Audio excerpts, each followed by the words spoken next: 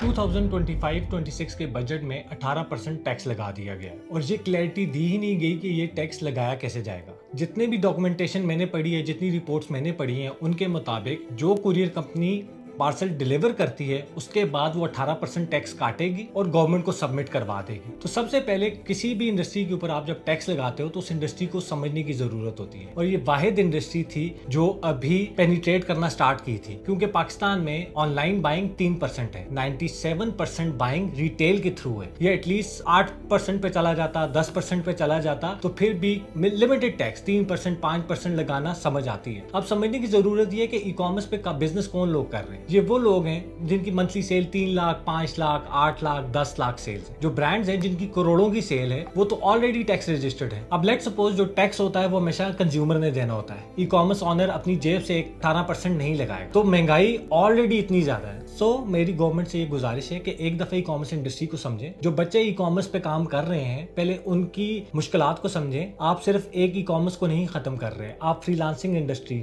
Digital marketing industry, videography, photography, influencer marketing, इस पूरी industry का बेड़ा गर्क कर देंगे, क्योंकि ये सारी इंडस्ट्रीज कनेक्टेड हैं ई कॉमर्स के साथ। आप उस पूरी इंडस्ट्री को बंद करने लगे।